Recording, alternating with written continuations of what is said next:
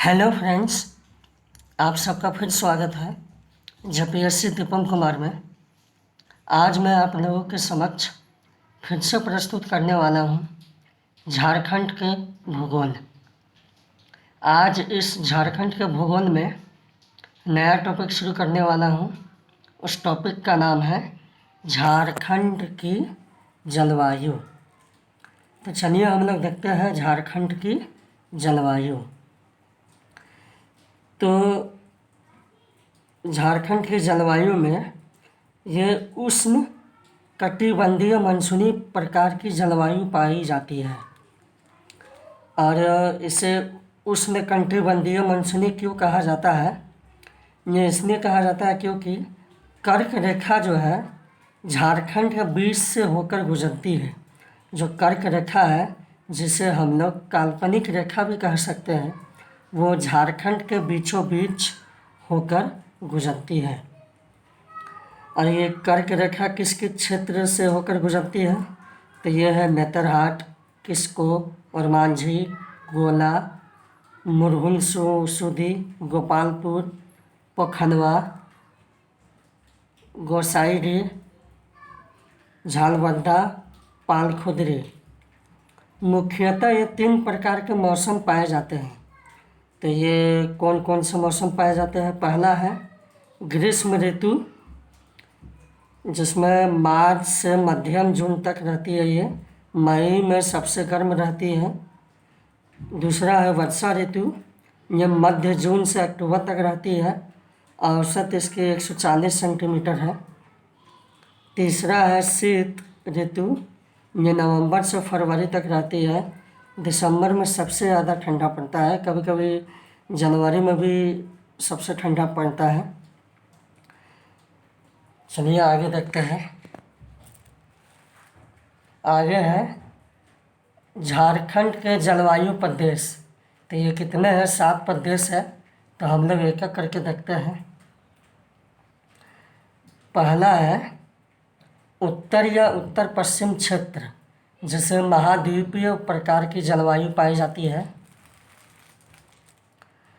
दूसरा है, और ये जो है पलामू, गढ़वा, चतरा, हजारीबाग, गिरिडीह, संथाल परगना जो पश्चिमी में है, यहाँ सबसे मिलती है ये।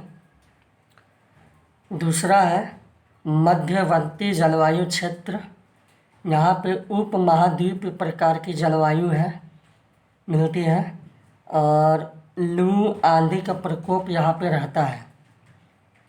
वर्षा जो है 127 से 165 सेंटीमीटर तक होती है, वार्षिक वर्षा। इसका विस्तार क्षेत्र है पूर्वी लातेहार, दक्षिणी चतरा, दक्षिण हजारीबाग, बोकारो, धनबाद, जामताड़ा, दक्षिण पूर्व दुमका में।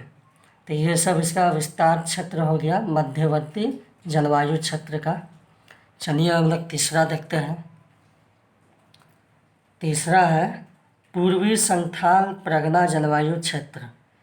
यहाँ पे डेल्टा प्रकार की जलवायु पाई जाती है और इसका विस्तार है साहेबगंज, पाकुड़ में। इसमें लू मुक्त क्षेत्र है। इस सब क्षेत्र में कौन सा लू मुक्त क्षेत्र है?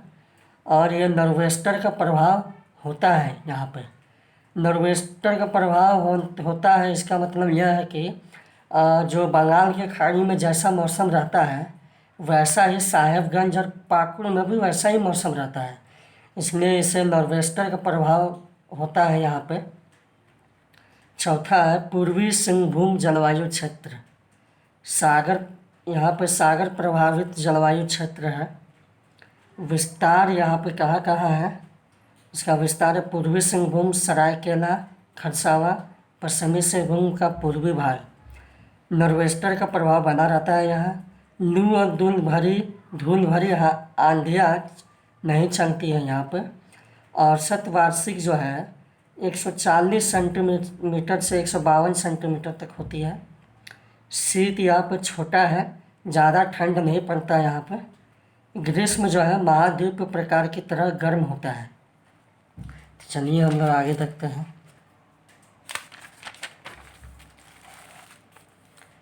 ये है आपका पाँचवा है दक्षिण पश्चिम वर्षा क्षेत्र। यहाँ पर आर्द्र वर्षा प्रकार की जलवायु पाई जाती है। विस्तार जो है शंख बेसिन दक्षिण कोयल है। पश्चिमी सिंहभूम के मध्य से सिमडेगा है। दक्षिण पूर्व मानसून और उत्तर पूर्वी मानसून का प्रभाव पड़ता है यहाँ पर। शीत ऋतु बहुत ज़्यादा ठंड पड़ती है। ये दक्षिण पश्चिम वर्षा क्षेत्र की तरफ बहुत ही ज़्यादा ठंड पड़ती है। छठा है रांची हजारीबाग पठारी जलवायु। तीव्र और सुखद प्रकार की जलवायु पाई जाती है यहाँ। न ज़्यादा गर्मी पड़ती है यहाँ, न ज़्यादा ठंड पड़ती है।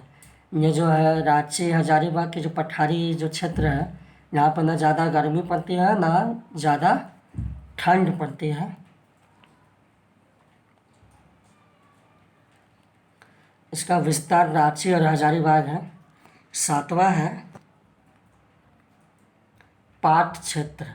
शीत वर्षा प्रकार की जलवायु पाई जाती है यहाँ।